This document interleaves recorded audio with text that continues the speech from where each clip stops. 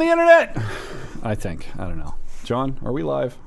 You're looking at the screen, or you? Yes. We're live. Live. It looked like he was froze for a minute. This has happened twice in a row, on as scheduled, which is phenomenal. In the same month. Yeah. Crazy, right? So, welcome everyone to Myth Brigade. Jason, we are going to play some Savage World Adventure Edition tonight, carrying on our campaign, The Curse of the Black Ridge Mine. I'm not really sure how this is going to go. We'll see. I wanted to keep continuity there, so we'll get to that. But yeah, so announcements, right? We've got Night's Black Agents coming up this coming Monday. Tuesday? Sorry. And, like it's been on Tuesday every time. Oh, shut up. You're right. And then Sunday, we're going to kick off our Savage World Adventure Edition superhero campaign, wherein our hero Byron is going to play Block's Girl. And then Tyler's going to be Red Rocket. Had to say that out loud. Red Rocket. Yeah. So that's cool. But let's go around the horn and say hi, Dobbs, Byron. What's going on, man? How are you? I don't know. Just power gaming. Got to play competitive Warhammer 40K game for the first time in 21 years. What's your army? What's your army? Nundums. Okay. Yeah. Sisters of Battle, or Adeptus Aureatus. Bitches to Stitches. I mean, there's so many names for them. Yeah. You're so wrong. I love that. I don't play Warhammer. It sounds like you're just making those things up. I play the holy. I play my own holy order. It's the Holy Order of None in Your Business. Oh god. Now those I'm familiar with. I got it. All right. So do you paint? Are you like an avid miniature painter? Why aren't you streaming your painting? That would get us affiliate status. Yeah, I know, but no. Actually, for about almost a year, I commission painted for a living. What? Yeah. Dude, that paint was my in fucking army. 2007. I have an entire I don't know how many point army of Space Marines, and they're all gray, plastic, because I paint like Michael J. Fox. I know it's too soon, but I do. I'm just like I can't do it. I can't. You rationalize though that they just have gray armor and are like clones. What I do is make yourself feel better. I leave them in the box and I just try not to talk about it. But I actually walked away from my job to just do commission painting full time. But then I moved back to Canton, where my parents were from, and ended up going back to work, which was sad. But oh shit! So hey, you heard it here first on the channel. If any of you need commission painting done, and you're not in a tearing hurry, and you want to pay $1,000 a figure, not that expensive. Okay, fine. $900 a figure. You just reach out. I got to get a commission, man. You got to start high. Very cool. So, nice. Yeah. So, like I said, I got to go to a convention and play in a couple little games, an Alien game from the Alien RPG from Free League, and also like I said, 1950s Call of Cthulhu game. It was really good. That's about it. I got to drink a little bit. That was fun too. We just got a comment in the chat that asked if the marshal will accept Venmo payment to wear this shirt in real life. And here's it's only a midriff anyway. It doesn't cover my stuff. We're gonna move on to John. John, how are you, man? What are you up to?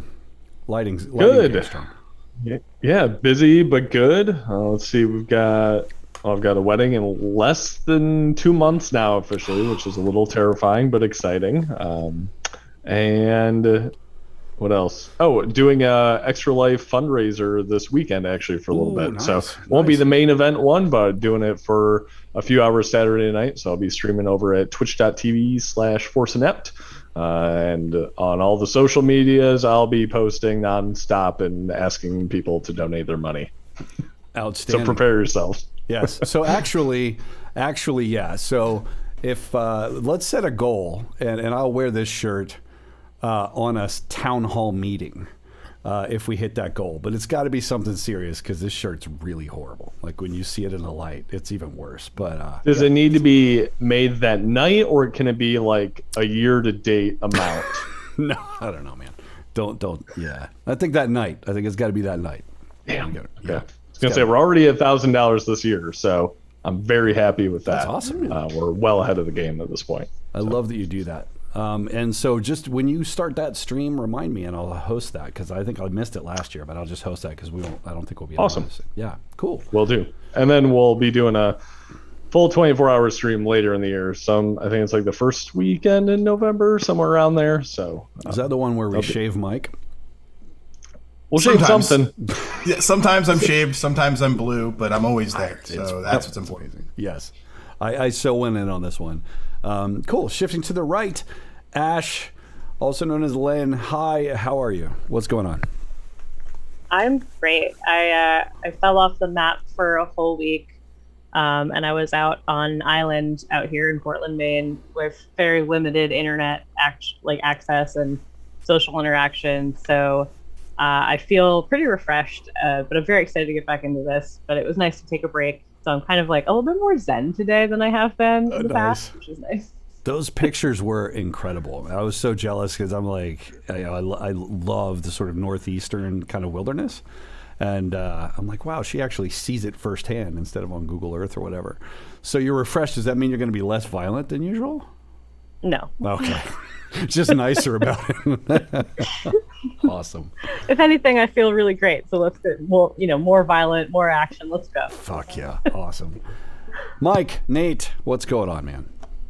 Hey, not a whole lot. We've got a baby coming 1 month from today. Woo. So lots of last minute preparations for that. And I guess that's really it. Playing a little bit of PlayStation. The new Ghost of Tsushima expansion is phenomenal. If you guys haven't had a chance to play it yet, holy crap, it's a hell of a lot of fun. That's about it. We need to get... Oh, I'll be doing the stream with John this weekend as well. So nice. Cool. Yes. That was clumsy, but I got it in there. That's the important part. We need to get Mini Mike some giant fuzzy dice for... Is it girl, boy? What do we know? Girl, boy? A girl. So I'll have a river right. and then a smaller river, a brook. So really? Yeah, river and brook. What if I'm Brooke that clever. Is it gonna mess with your OCD because it would mine if Brook winds up slightly taller than River? Will you just be like, oh? Yes, absolutely. Thankfully, River is the size of an 8-year-old, and she's only 6. So I don't know that Brooke's going to be able to pull it off, but maybe. You're just gonna keep feeding her protein and just be like, just don't grow. Come on. Yes. Swole. Outstanding. So yeah, I'm excited to be playing some. I'm going to turn years old on Friday. So happy birthday to me. The band is playing a show in Orlando. So any of you who know who we are and what we're about, we're actually first show in Orlando in forever. We're playing Saturday at a place called Uncle Lou's. It's a proper shithole music venue down there. So we're going to go play some friends of ours. And Sunday we've got the superhero thing. Tuesday we've got Knights Black Agent. Somewhere in between I'm going to be hungover and I don't know, something. But for now I'm ready to play some cowboy shit. But I can't do that until we do that thing that we do. So I'm gonna count to 3. 1, 2, 3. Yeah! That's so good over Zoom because it's so asynchronous and just like I love it. I love the sound of it. It's probably even better over the stream once it's been twice filtered and regurgitated. Twice filtered in weird jittery fucking audio or whatever happens. I don't know. A distant mournful howl floats out along the desert wind, not from the familiar song of a lone wolf, but the hollow otherworldly cry of a little maggot who's just lost its mother. Now we find ourselves right in the smack dab in the middle of the hotter-than-hell trackless waste outside of Maggot Gap, where our posse has just sent the biggest, meanest, nastiest motherfucker of all maggots to its grave. Question is, what the hell do they do now? Dobbs? Well, I think Dobbs is going to have to write a poem. What does that poem say for an extra Benny, as we discussed offline? Well, Dobbs will kind of just sit down because, of course, with only one boot, he kind of gets his little book out of his bag gets his pencil, kind of licks the end of it, try to get it to write. It's really dusty. His mouth is really dry because we've been out here in the desert forever. And he's just there and he's thinking. And he scribbles a few words, then erases most of it. Scribbles some more, and he's like, well, I think it's good. And so you could kind of picture, like, you know, when somebody's writing something in a movie and it's kind of like narrated by the person. So it's kind of narrated by Dobbs as he's writing. And he's like, who took my boot? That seems like a good title. He's like, Mama, it's been a while since I sat down to write. I've been busy with lots of fights. Old Teddy passed. His life is gone. Was the Doc part of that plan or just a pawn? He's like, Ash is shooting. Nate's been hooting. John is gambling. And, well, we just been rambling. Yeah, this ain't my best work, but, you know, that's my quirk. We killed a sheep that wasn't ready. Nate was mad that he was named Teddy. We traveled on to a shanty town. It was drab, just sand and brown. A man of God challenged our claim. It was dry, just wind and no rain. Things took a turn and we fought some worms. Not dragons that fly, but slithering beasts of hate. I took the sheep from the ground and Nate. I tossed it in the hole in one big swing. Ash shot the plant, a weird brain thing. A skinny man showed us the way, and Mother Maggot came out to play. With some guns and my fists. Our fight was tough, took some twists. Mother Maggot, that's a stupid name. We had to kill her, not play some game.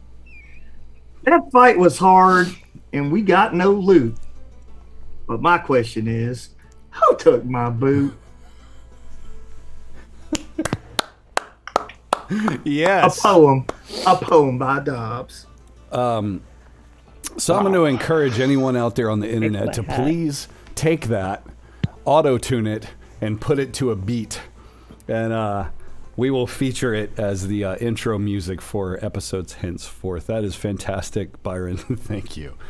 A poem by Dobbs. So the camera kind of pans in from a far angle. You know, you're standing around this corpse, all of you looking somewhat puzzled. Disheveled as you may be, you survived the combat with these things, and the death of their matriarch does seem to have encouraged them not to sort of be aggressive anymore. But you're left with the conundrum of, what do we do with this thing? We're supposed to take it back to Maggot Gap. So we'll start there. What do you do with the maggot? What is Ash doing right now? What's she up to? I think directly after like the thing goes down, she kind of takes a few minutes to like use her rifle to like get herself back up to standing, like dusts off, cigarette, kind of surveys the scene. She sees that everybody's alive, and then just kind of like turns to Nate, gives him a nod, and like maybe just like a little like slap on the back as she takes her gun back from him. And then just slowly, painstakingly, she's a little decrepit right now. She's been having a rough time of it this whole campaign. Just kind of slowly makes her way down to check out the corpse. And I imagine walks up on Dobbs as he's composing his poem and just kind of looks over her shoulder for a minute as she smokes, and then just goes and pokes at the maggot. What about Nate? So she, you know, it's not any surprise to you probably that she takes her gun back, right? But what do you do? I mean, I follow her back down. Nate, got to make sure I stay close to Ash and keep her safe. So, yeah, I follow her back down, and he's thinking hard on how the hell we're going to get this thing day and a half's hike back to the edge of the rim again. I'm not sure how we're going to do that just yet. Yeah. So you're kind of walking down together, following, her as she's kind of walking along, decrepit, as she said, a little bit of rumbling cough from that growing tumor inside of her lung from all those years of ghost rock abuse. What about John without an H? I'm sorry, John with an H, John without an H. What's he up to? He's gonna go inside and try to collect the remains of Snowball and some sort of like whatever fabric we got, if there's a bed sheet or something, as much decorum as I can, but at the same time knowing it's been dead for quite some time at this point. Oh yeah. So you find a sack, sort of just like a burlap sack that once had some flour or something in it that's kind of cast aside for later storage, and you scrape the corpse of Snowball up. It's, the hair is easy enough. It blows, like I said before, like a dandelion. So you're kind of scrubbing because it's just bones otherwise. So, smallish dog. But you pile it in there. So you now have a bag of Snowball in your inventory. Bling! Yes. Yes. And I try to think back if Silver Pete / Mr. Bang Bang had a cart at his camp or not, because he had this cart clearly that looks like it was mainly destroyed, but did he have one with him or no? He did. It was smaller, probably not something that would haul this. You're thinking this cart would be perfect if you had two things, the cart in one piece, which you could maybe see rebuilding it. I mean, it is just a construct of wood and nails and stuff. And then there's the matter of the horse. Yeah. The horse is splattered all over the canyon at this point from the explosion. Yeah. Yep. That's my bad. So as you're standing around this thing, you come back with Snowball in a bag. You're kind of so fucking wrong. But what do you? What do you guys do? What's the plan?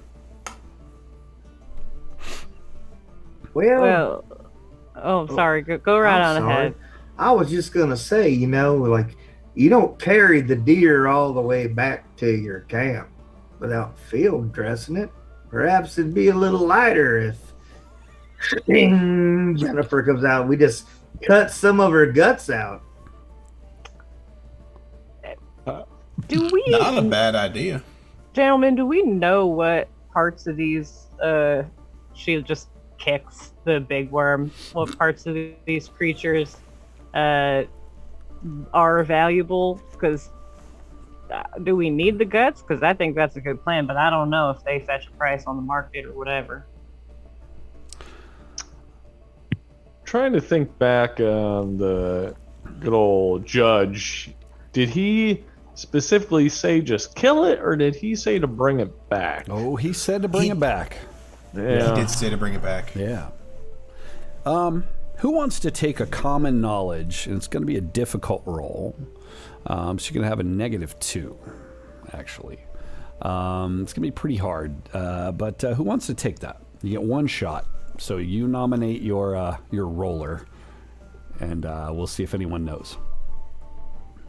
I'm afraid I have expended my mental acuity in my role. I only have a D4 in common knowledge, so... Same. Yeah, I think Nate's your man when it comes to the thinking types. Byron, is that vodka? Tell me that's vodka. No, it's water. It can be vodka. I just have to leave the screen for a minute. Yep. Yeah, I remembered my wine this time. Last time we were like mid-game, and I was like, damn it. Who's going to do it? We're going to trust Nate with this one. All right. You want me to just throw it in the chat? Just go? Yeah. Let's do a common knowledge roll. Let's see it. -2. 7. So that's -2 would be 5. So D6 with common knowledge. So Nate, it's kind of funny because you do know that there are certain components of this worm that are extremely valuable, though you're not quite sure what. But the guts, yeah, you could dispense with the guts. You just have to be careful. There's these couple of sacs around the sort of throat area, if the worm has a throat area, if you will. Sort of like venom sacs that you really need to preserve. It's very important. Oh, Dobbs, I think you got the right idea there. If you, we hack it up, we get out some of that yucky gut stuff, try to lighten the load a little bit. You just got to be careful of the sacs that keep these sacs up near the throat. Just be real careful to cut around them, keep them intact, and maybe we can kind of navigate it from there. So I picture the cameras following Nate as he's kind of walking along and pointing out with his cane right alongside. Like a car salesman or something. Big ass worm. Look at this beauty over here. She only got 50,000 miles on her. And Pioneers used to ride these things for miles. the skin also can be used to make incredibly effective defensive clothing. So you could, like a duster, like a sand maggot duster. Not the prettiest looking thing, to be honest, but, you know, serves a purpose. So what do you do? Well, while Jennifer could be good for cutting, man, ain't gonna really scoop out the guts very well. So I kind of wander over to the shed. Isn't there like mining stuff? Maybe he's got a shovel? Yes, sir. He has a shovel. There's a pick there. Yeah, pretty much. We'll need to pick. Yeah. So there's the regular assortment of mining tools there for sure. Okay. Yep, I get the shovel. I turn to, as Byron goes to get the shovel, I turn to John and I just kind of look him over. Are you still holding any dynamite, my friend? Am I? No, I believe that was all dropped. Oh yeah, it's actually just outside the shed though. There's going to be pieces on the ground. I don't think that ever exploded. Yeah, there's going to be pieces on the ground. You drop the handful or whatever. Yeah. Yeah, it just kind of like I look at you, I look past you, I look at the ground, I see the dynamite, and I just walk directly towards it and start picking it up and just tucking it in different places on my person. I go to say something and then it's like, nope, I know better than that. I'm gonna just mind my business. I also toss one over to Dobbs if I see him coming in and out of the shed, and I go, oh, can I also use this there, Dobbs? You see him coming out of the shed, but like he's kind of got like a weird limp to him because he's only got one boot on, so he's like limping in the sand and his sock and then back and forth as he's kind of stumbling over. And he just kind of takes the shovel and kind of puts it underneath the sandworm or sand maggot and kind of pries it up a little bit, see if he can't find his boot. Give me a search roll there. Oh, what is that? We'll do, actually, I think it'll be like notice, right? Let's do notice. I think all would be right in the world if you had to use your Benny to find your boot. Don't think I won't. Nate has spoken. I'm going to go with that. If you want to spend your poem, your hard-earned poem Benny, it has to be the poem Benny though, not a different one. I'm going to roll my notice check first. All right. You didn't need it. Jesus. Okay. Very good. So I knew Dobbs, I'd seen that boot around here. No, so you pry it up and you're looking under it and you're looking around and you're like, oh hell! And just as you let it down, something about the gravity and whatnot, it just kind of it belches some air from inside of this thing. Horrible stink. And you do see your boot. It's about 7 feet down its gullet. Oh, we can solve that problem. You pull out Jennifer and you just start. Give me a survival. Nate takes off his hat and he puts down his cane and he grabs the shovel from Dobbs and he's helping, not like in it, but he's helping and holding things up to help Dobbs. Yeah, and he's just got his sleeves kind of rolled up and just some mucky, maggoty stuff's just dripping off his hands, and he's just like, Yeah. kind of throwing it off. It's like, why do I gotta be so muddy? So Dobbs, give me so you do get. I'm going to just give you your boot. So you get your boot back. Keep my boot. It's seen better days for sure, but give me a survival roll. And the purpose of this roll, and one of you can assist if you'd like. Survival, never mind, don't need it. So Dobbs, this is not like dressing an ordinary deer for sure. But as you get in there, you see these big glands, and they're kind of covered with this sort of veiny, weird skin. It's almost like big tonsils down its throat. And you're glad that Nate said something, because you'd have cut right through them. But you do in fact cut around them and manage not to rupture them. And so you tell me about how you cut this thing down. I mean, you're covered now from neck to your ankles in worm filth to be able to get this thing cut down the way you want it. But what does it look like when you're done? It kind of looks like a really shittily cut open lobster tail, full of like snot. That's actually amazingly like, and yeah, like he'll kind of like stumble back over to the shed and just get like some rags or something that might be in there and kind of clean him off a little bit. Look for a bucket of water. Probably can't find one though. Yeah, not happening. Yep. But and maybe get some other pieces of clothing, because I want to pack them around those glands so that as we're hauling it back, they don't burst open or something. Put some packing peanuts in her. All that, some redneck taxidermy. I'm watching John and Len's faces as you describe that. Yep. And they're both just like sufficiently disgusted. I'm excited. Yeah. And that's very much John's reaction as well watching this. It was kind of like seeing Nate helping. It was almost like maybe I should help too. And then I of course have to say, and I thought it smelled bad on the outside. And then I'm going to walk towards the cave and just try to, scope it out, make sure there's nothing we need to be worried about, and try to, be productive, but not in that way. You're going to walk toward the big cave, the one up. Yes. Let me scroll up so that the stream knows what you're talking about. So this thing up here? Yes. Okay. Carefully, but just to, make sure there's no other surprises. So, for one, I mean, as you're walking, you can see there's like, this sort of dry, parched earth. And there's bones here and there from animals and what could be people, to be honest. But there's that's sort of a stark contrast to the splash of gore that was caused when the horse exploded and blew up the other sand maggot. As you're approaching, though, by yourself, I'm going to ask for a spirit roll. It's a little unnerving. There's a big fucking hole in the wall. And you rolled a critical failure. So I'm going to ask Nate. Nate, you know John. How does he react when he is overcome with fear? What does he do when he critically fails, standing before this mammoth cavern which could house more of these giant worms? What happens? Nate is all about his poker face. Not Nate, John. John is all about his poker face, but he does have a tell.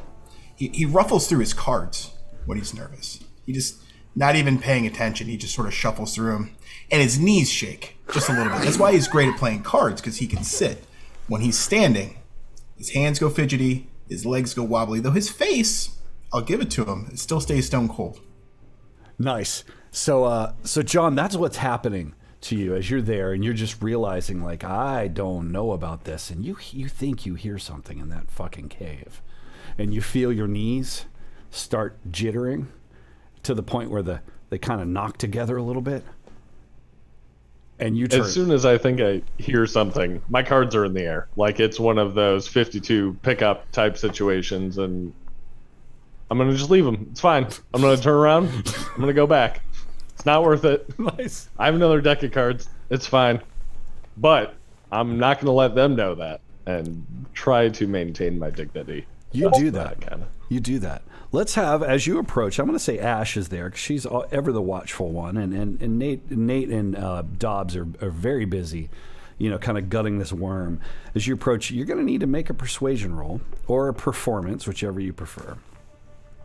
to see if you can convince them. Her, actually, not them. Why'd you roll double ones again? You did roll double ones again. Is there something wrong with your computer? You did. I think so. I think something is wrong. So Ash, Len, you tell me, why does Ash immediately realize, despite his best efforts, why does she just like, yeah, whatever? Like, he's terrified. Why? I think she just kind of like notices as she like looks up like towards him. Maybe one of his like hands is a little bit shaky, and she kind of is like honed into stuff like that. She's been in a fair amount of firefights in her day.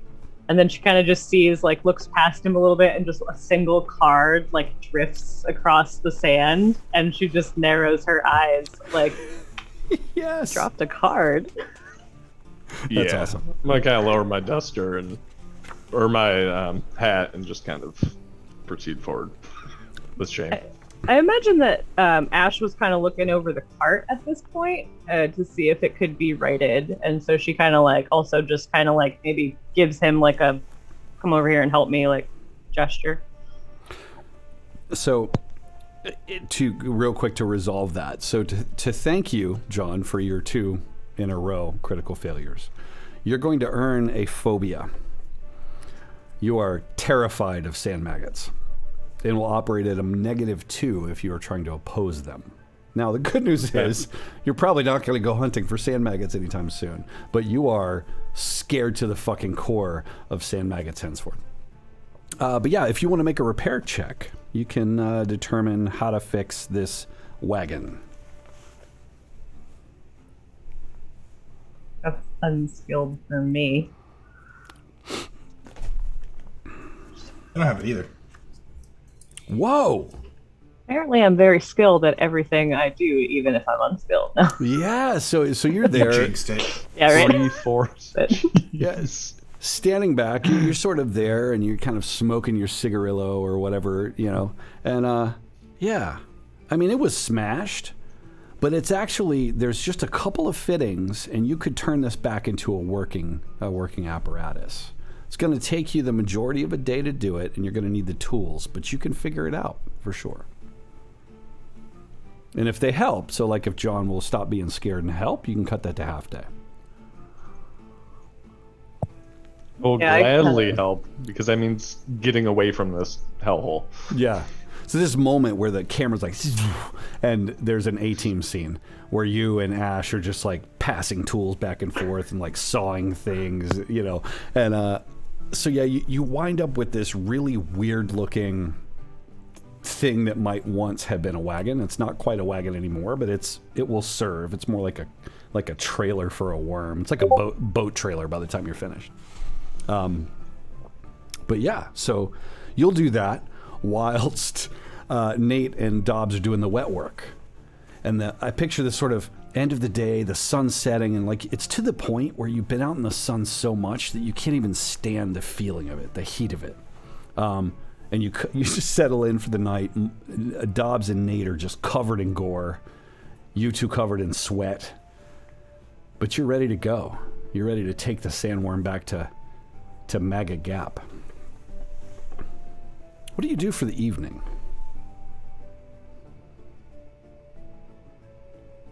I would request that we make haste and join Mr. Bang Bang again.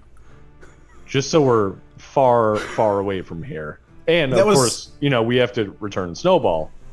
That's a good deed that we should be doing first. He was a half day away. Is that right? About that, yeah. A little longer now that you got the, you know, the weird contraption. Yeah, that's a good point. Yeah. Right. And I mean, we're all beat, right? We Yeah. marched a half day in the sun, fought this thing, and then montage. Yeah. And then Yeah, go but back. we are, like, you know, we're noble people, so, you know, maybe we could push ourselves a little further, you know, to quickly get back to Pete. John, you all right? You're looking a little, I just, afraid. you know, Snowball's resting on my conscience, and this burlap sack, I feel, is a a little disrespectful, not gonna lie, and I just want to, get Snowball back to Mr. Bang Bang. You should see what we did to the sandworm. You think that's disrespectful? It looks a lot like that. Byron, what have you done? What the fuck? What is that? That is awful. Nice. It's a bad deer field dressing. Mr. Ivy, I do agree with you that getting away from this, lovely den, I would call it, of sand maggot shenanigans is probably within our best interest. But unfortunately, I am also now without a steed, and I don't know if you've noticed, but my bones are much older than yours are, so I am a little bit beat. Unless you want to load me up on that wagon and drag me with the sandwich. I mean, I'll ride with that thing. That's fine.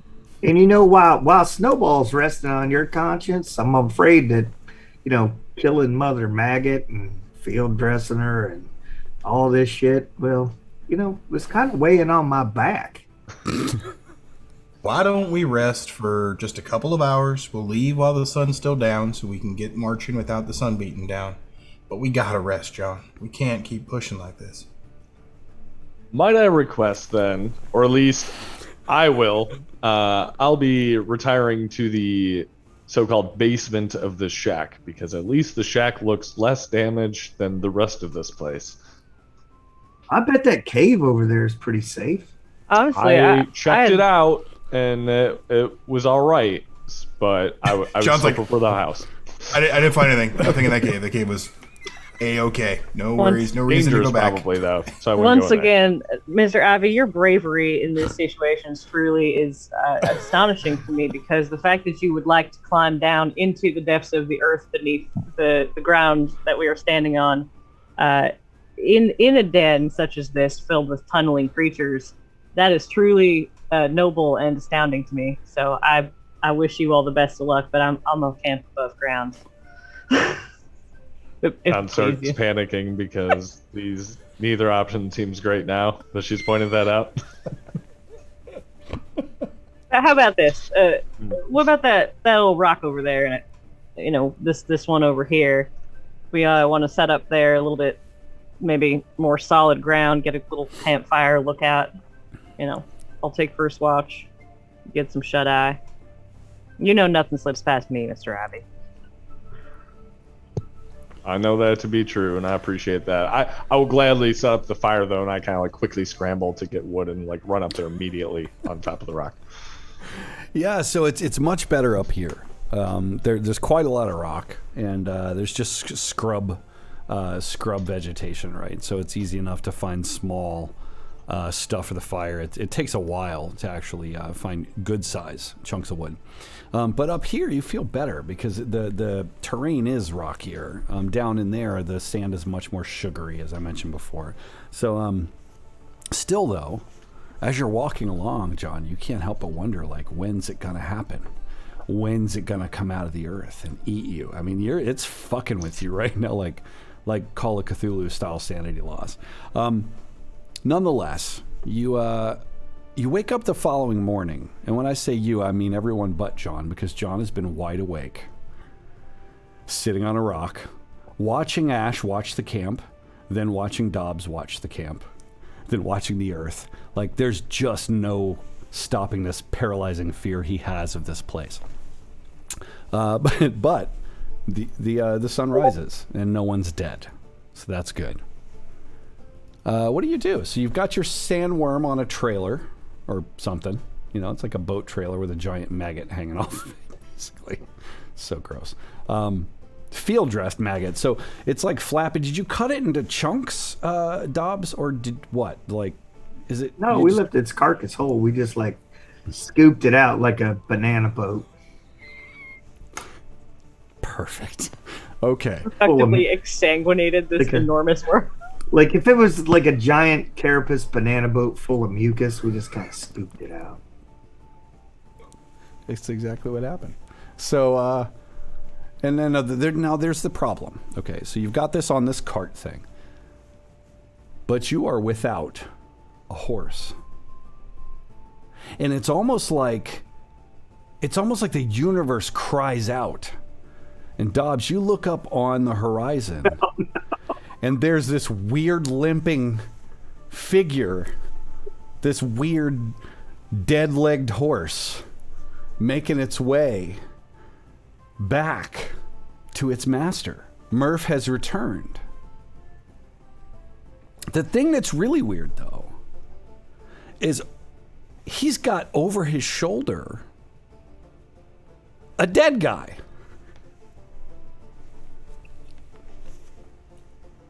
Okay. I'll be a son of a bitch. Is that Murph? I mean, Who's you that know, with him? you know Who's anything that? else that walks like that? I have seen things in my long life. All right, I'll whistle for him. I'm like, So you whistle, and it's almost like you from even this distance, because he's a ways away, he's like a shadow on the horizon, right? But you see his ear like bloop, like aha, there he is. And he just comes hauling ass toward you, but he does in fact have, he's got that weird drag. So like, for those who don't know Murph is Dobbs' horse that's got a weird leg, because he didn't want to spend the full money on a horse when he created the character. El Cheapo, baby, the only way to go. Yeah, so if you're tracking him, it's easy because you've got the 3 clump, clump, clump, clump, and then the drag. It's like a line. Actually, it's a bitch to track him because he doesn't look like any other horse. So as Murph comes riding up, there is this what looks to be a local native kind of guy, right? He's like just sort of shirtless, and he has an arrow protruding from his back, and he has died on Murph. But something about the way he's sitting on the saddle, he's not fallen off. And it's almost like on cue, because the director does shit like that. He like slumps off the horse just as the horse stops when he's reunited with you. Kaplunk. At your feet. Murph has returned. You're welcome. You Murph. son of a bitch! the I knew you hell's wasn't dead. So Murph shits on the ground just as you start lecturing him. He does what he, just shits, just huge pile of Murph shit. I I'll have do what no words. I'll do what I do best. I'll like spit tobacco in his eye. PETA, listen, if anyone out there is a member of PETA, this is simulated animal abuse. But yeah, so you do that. And he seems pretty happy with that. He flicks his tail around or whatever. He likes it. I do it with his consent. There's all the necessary waivers have been filed with HR. Understood. So anyway, we've resolved that. Murph is back, and he will always return unless he gets blown up by Ghost Rock bombs or whatever. But so you now have a horse, you now have a boat trailer with a maggot on it, and what do you do? Well, we have a Murph. We don't necessarily have a horse. It's true. We have most of a horse. He doesn't. He's not known for his cooperation. A horse-like creature. Yes. Right. Very horse-like. Who the hell's that? Yeah, I want to And poke it's at the like body. pointing his cane at the dead guy who's sitting at Murph's feet next to the big old pile of Murph dung. Yeah, I crouched down in front of it when you pointed out, and I kind of flip him over. See what Looks it's to got on be him. early 20s. Based on his headdress, you would say he was probably a young warrior. The thing that's interesting is you notice that he's unarmed. But he's got cuts here and there on his upper body. Like maybe he took some wounds. Maybe he was in the midst of a fight. Maybe he decided to flee on Murph. Where Murph was and why he was there, we don't know. We never will. But yeah, so the interesting thing is he does have a pouch, Ash, which contains some little ground up substance that you're and a pipe tucked into his like a peace pipe style pipe, nice wooden carved kind of thing. Not that we condone that on this channel, but the point is that's all he has. It's like the things that he would have had, like he left behind. He left in a hurry. And the arrow clearly killed him. In through his back, probably through a harder lung or some sort of thing. And I can surmise, too, that this arrow is, probably somebody else from, like, where he came from. And this is not common to see arrows in an age of bullets unless they're coming from a certain place. Yeah. Yes, absolutely. They don't grow wild like in the chest region there. Like, they gotta be put there. That's true. Yeah, Ash will take the pouch for sure. Okay. Kind of tuck it in her other pouch. Yeah. This woman is carrying probably 10 sticks of dynamite and some flammable. And some anyway. And some fucking. You're like one bad flame from an explosion. She's such a dangerous individual. And just smoking to boot. Like, you don't even care. Yeah, she kind of just frowns and like takes the pouch and then looks at the rest of them like, I'm sure Murph will tell us that story when he's ready, but let's get the hell out of here. Nate looks over at the just gore-covered shovel sort of laying up against the side of the barn there. And he looks to John and then to Dobbs and Ash. Should we bury him? Ooh. As soon as you Extra Benny for Mr. Nate. As soon as you look at me, I'm rolling my eyes Yes. because I already know what you're thinking. Extra Benny. Dobbs, Ash, we're gonna have to. They won't let this go. More digging. Yeah, Nate picks up God. the shovel himself. He's looking to you guys for support, but really, like, Nate's gonna do it. So Nate goes over and he just starts. Come on, Nate. You know we got places to be. Give me the shovel. If this was you, you'd want someone to take care of your body as well, Dobbs. Hey, you Pay taking for it. care of him. I don't know. Say some of them fancy words you always say. Let me dig the hole. Episode title candidate number 2. Let me dig the hole. Let me dig the hole. What was number 1? Sand Maggot shenanigans. Where's my boot? That was last episode. That was last episode. Oh yeah, episode. damn. Yeah. So who digs the hole? I guess that's Dobbs. Doesn't really matter to me who digs the hole. There's a hole being dug. So the thing that's important though, Nate, is what do you say? You've been asked to say something. What does Nate have to say about this unfortunate soul? Yeah, Nate sort of bows his head and puts his hat over his heart.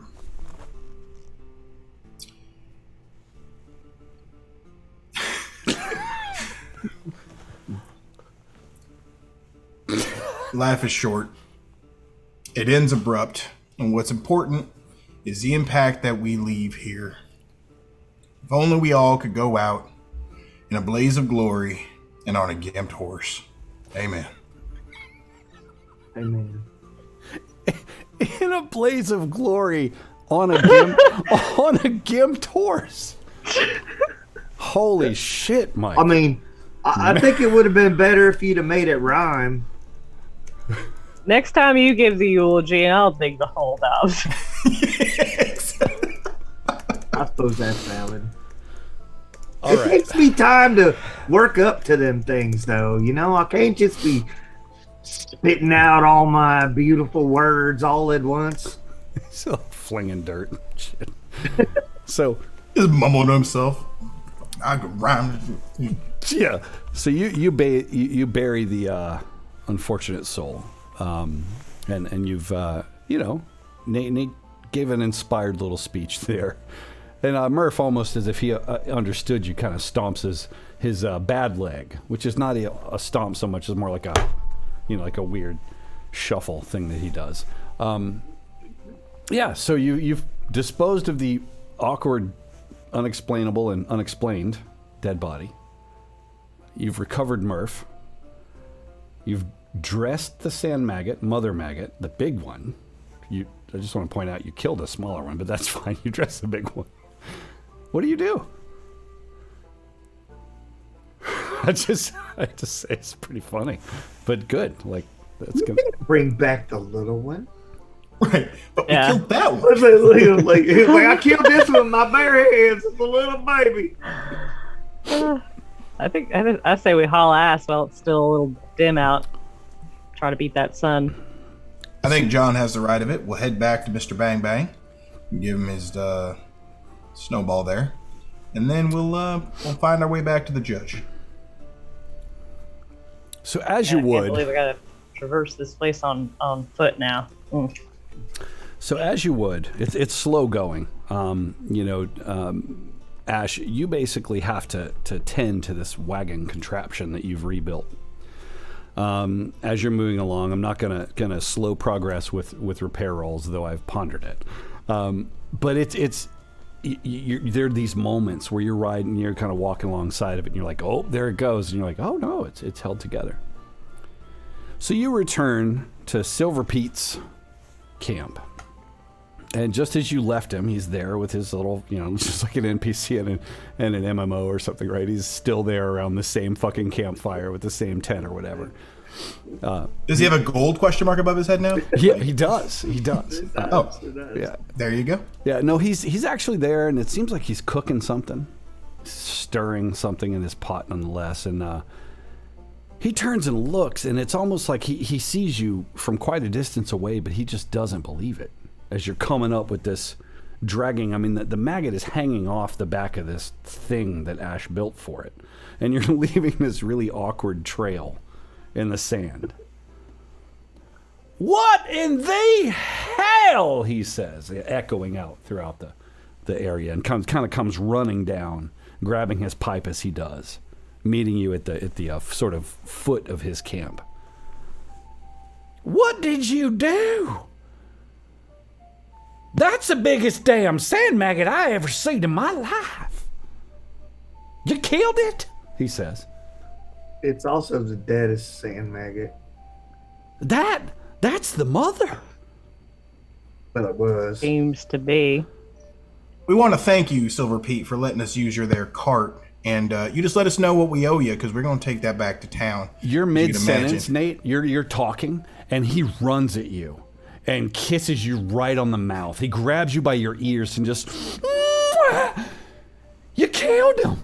Did you kill the rest of them? Are they all dead? He says. Well, quite a few of them. We left a couple scattered here and there. It's kind of hard to tell the difference between a horse and maggot, but I think we got a few of them. We didn't really have time to separate out the parts. Seeing Murph's stance, your horse got hurt. Oh, well. No, he comes that way. Well, one horse got, yeah. I would say my horse got a little bit more than hurt, but this is Murph, and you'll get to know him. He's a character for sure. Well, I tell you what, my word is as good. It's a bond, so I owe you some silver.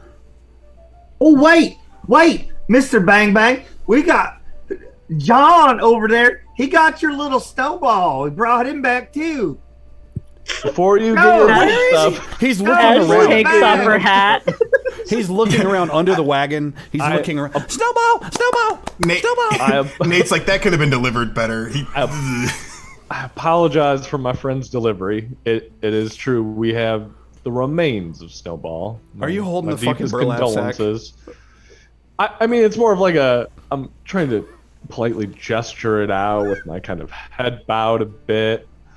My deepest condolences.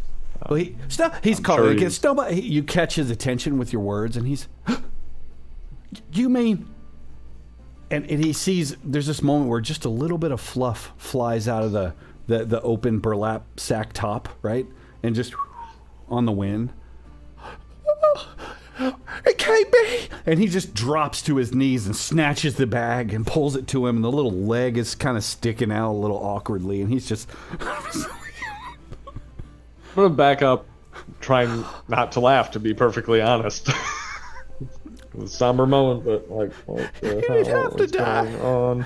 Yeah, Ash is like, she's got her hat off, and she's like holding it to her chest as if she's, respectful, but you could, like, if you come around to the side, you can see that she's like, holding back a laugh. He cries huge alligator tears for his dead dog, who may or may not have saved his life. Like he just kind of cries, and I'm guessing like does somebody console him, or do you just let him cry rivers of? What do you do? Nate walks over and just sort of puts a hand on his shoulder. He's got no words. He's just looking around. It just feels like the right thing to do. Yeah. He reaches up and he kind of pulls you down. She's all I had. She's all I had. She's just crying. So that's how your evening goes. You've returned to the camp, and Dobbs, you smell this stew. Seems like it might be burning. It needs your attention as this grief shit's going on. Like there's food going to waste. You think? Well, I'm definitely going to take advantage of that. Food and the crying.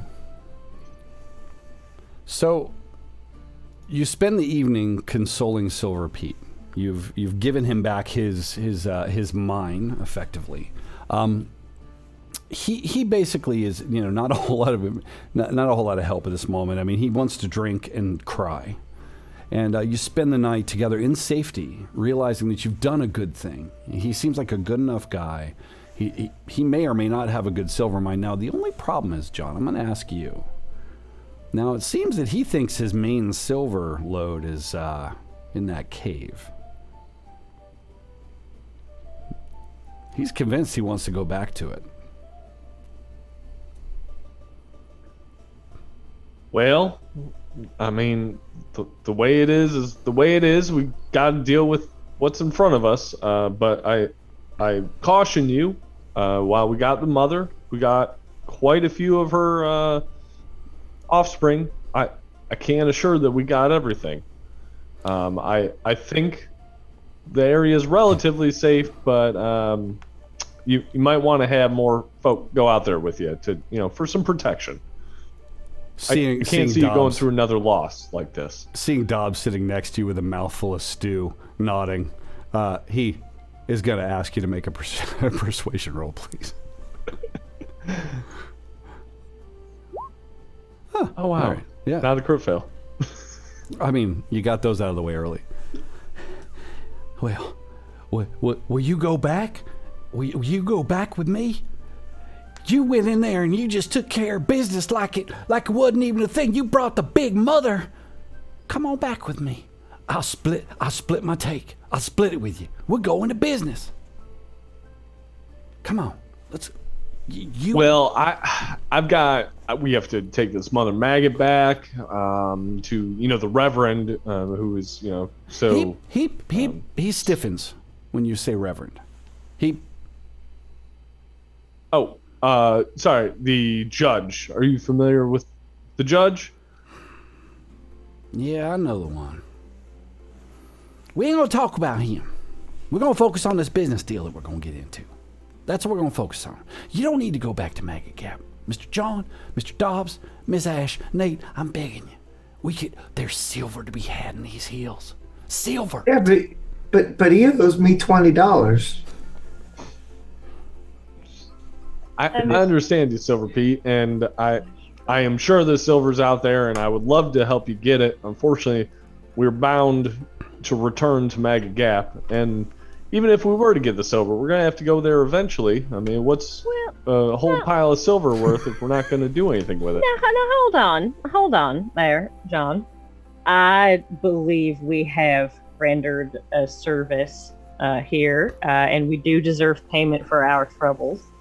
And now you specifically said that you poked around the mouth of that cave. You said it looks safe, so I don't see why there's any issue. If we can leave this big old pile of junk over here safe at the camp, we could just trek back there, take about a day, get it out of the way, and I mean, hell, Reverend never said anything about, or Judge never said anything about going back to Maggot Gap plus a couple of handfuls of silver. I'm for it. I did say that. You're right. But sand maggots can go underground, so I might not have seen them. So I can't say I'm very worried about the little ones. I mean, Dobbs nearly punched one of them right in half, and she just lifts her coat a little bit, and there's just like the sticks of dynamite. But don't you remember we got stuff to do? We got to honor Teddy. I mean, Teddy won. His sacrifice. There is the map, and Nate just sort of like points at his chest a little bit. But how do you suppose we're going to get that silver back there, Ash? This thing alone already weighs a ton. Anything more, and we're gonna die before we make it to the outer rim of this place. Silver's about as heavy as a bullet or two.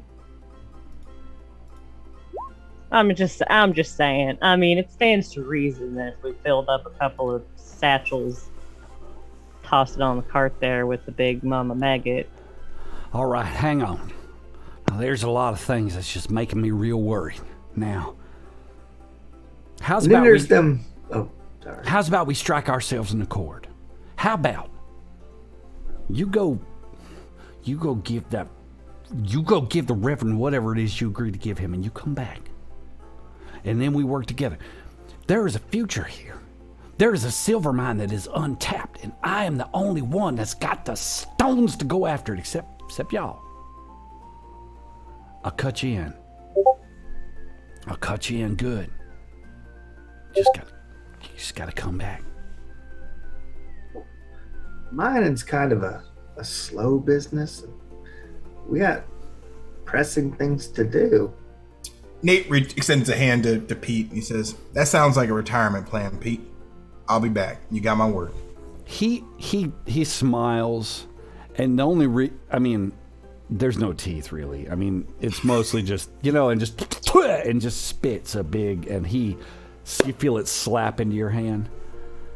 He's already kissed me, so Nate doesn't resist. He just Yeah. grabs it and squish it. He's already covered in like dried bug guts. He's got like a dentist's worst nightmare for breath is basically what's going on there. And he looks you right in the eye. Boy, don't you let me down. I waited forever. I can't wait. You did this, but there's more of them. I'm an old man. I can't just take them out. We're gonna do it together. We're gonna be rich. We'll buy Maggot Gap. Buy Maggot Gap. He's got his fucking burlap sack with a dead dog, and he just holds it up like this and goes over and you drink. He swoops up the big jar, and you get wasted with Pete again. So wasn't Pete's place like? Wasn't there like a little pond or whatever where that brain thing was that we killed? Nearby, yes. That Ash yes. killed? Yep, there's water there. Yeah. Absolutely. And that's on our way back, right? Yep, sure is.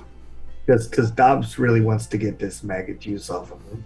So, you what's crazy, Dobbs, is approaching that. You kind of make your way down. It's a few hundred yards away off. You get there, the water is clean and clear, but there is the corpse of this thing that's now just lying flaccid and kind of like shifting with the movement of the water. But yeah, you get cleaned up, a fresh drink for the most part. While he's off cleaning, can I ask Silver Pete about the Reverend, kind of like delicately, but I know I mentioned the Reverend, the judge, and you didn't want to talk about that. Now that we have an accord or anything, do you mind telling us a little bit about him? Clearly doesn't seem like a stand-up gentleman. Persuasion roll.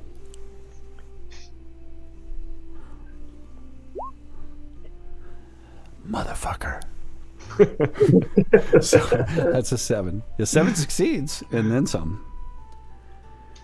Well, I used to live in Maggot Gap. And there was a time when he was just a reverend. He wasn't necessarily a judge. He's probably mayor by now. Yep. So, anyhow, he expected that I was going to cut him in. I told him about the silver. I told him, I smell it. I tell you, John, I could smell it. And he's talking real close to you, and you're like, me too, buddy. Like he's blasting you with his breath. I wouldn't trust him as far as I could throw him. Because there's 2 things I could smell. Silver, well, 3 things. Silver, dynamite, and a stinking liar.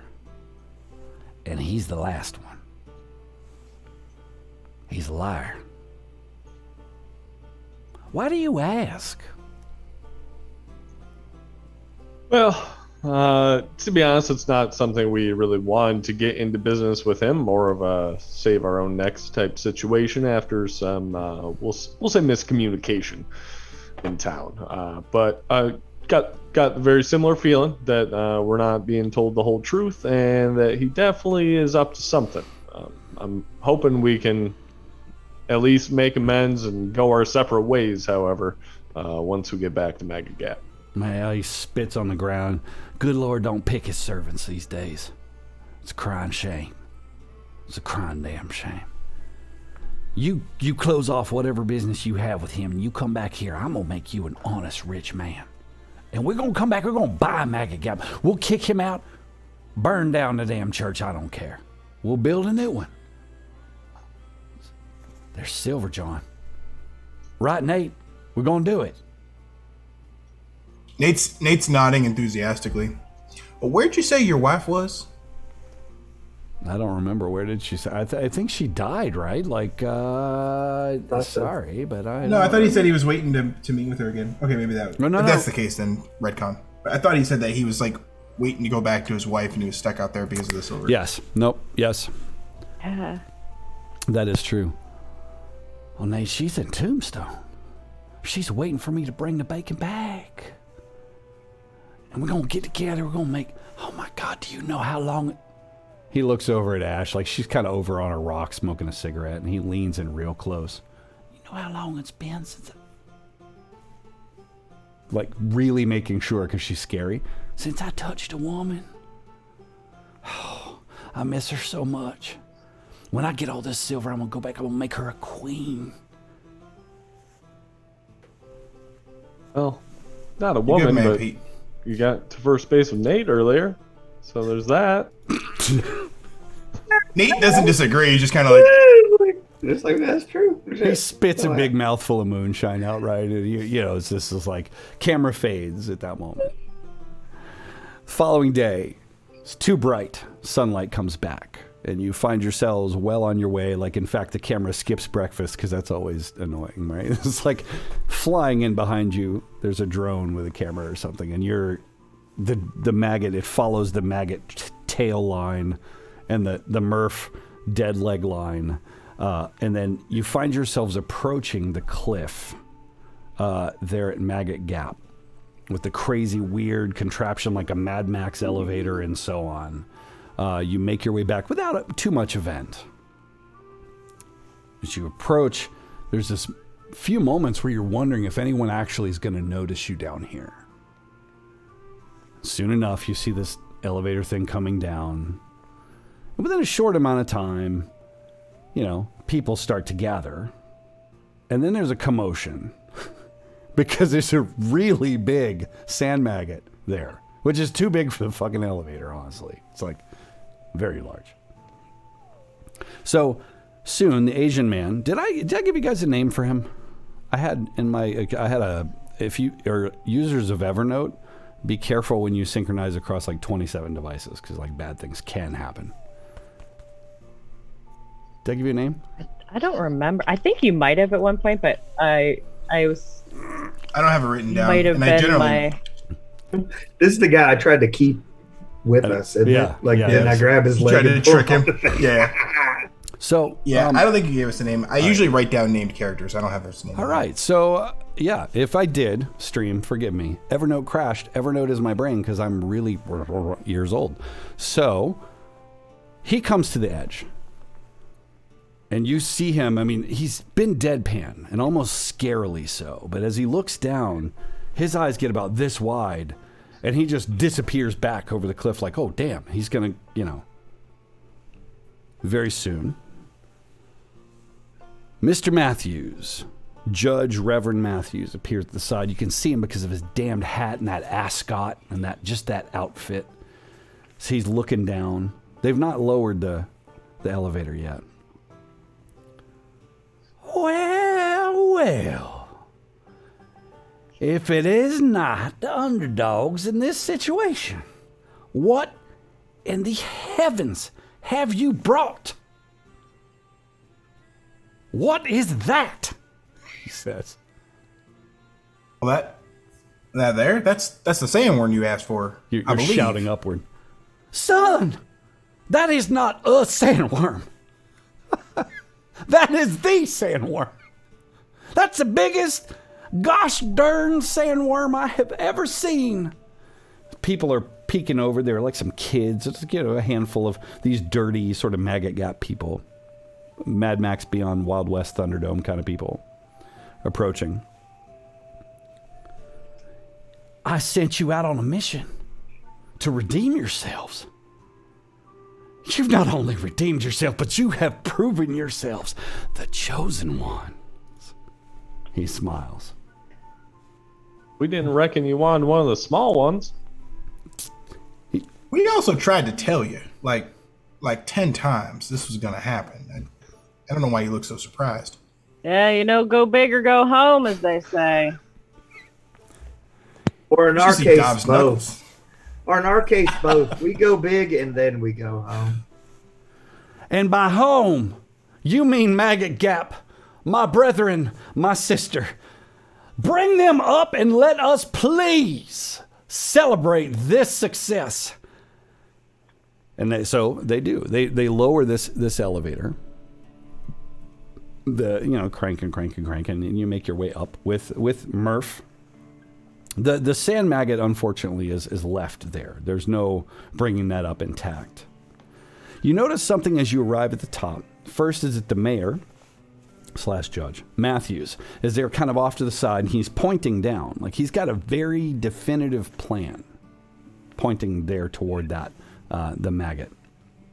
What do you do as you reach the top? It's this kind of creaking, crunching platform rises to the top. What do you do?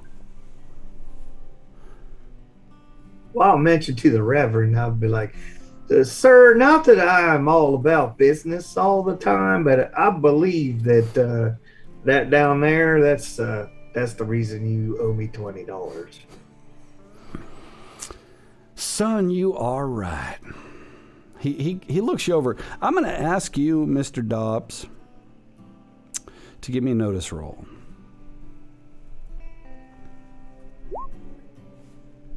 Nope. Yeah, got it, John. No, so he shakes your hand. Tell me, how'd you do it? That's the biggest worm I've ever. How'd you do it?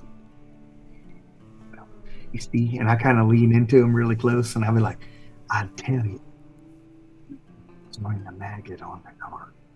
Well, I couldn't hear you, Byron. Your mic cut out. I said, I would tell you, but you'd have to be like the maggot on the cart. Dad. Oh, There's come some on. secrets that just don't need to be out in the world. You're too modest. You know what it is? He taps you on the chest, pointing over at Nate. He killed it, didn't he? Ash, you're No, just sir. like, are you fucking kidding me right now? You see him pointing No, at you, sir. kind of pick up on it. Wasn't me.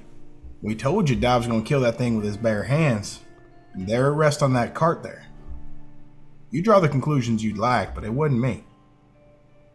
Ash just says nothing and just lights another cigarette and just watches this unfold. Well, Mr. Dobbs, an arrangement's an arrangement. And I'm going to one up just a little bit. I'm going to give you $25. And he licks his filthy little... He's got these really nicely manicured little fingernails, And he just...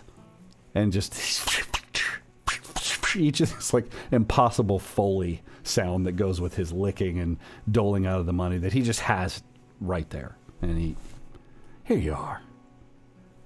But I'm going to insist. And he raises his voice. I think we should celebrate these men and women, shouldn't we? A handful of people, yeah, kind of making a bunch of noise. Yes, we should. Yes, we should celebrate you, Mr. Dobbs. He pats you on the chest. I'm going to have them over to my place for dinner.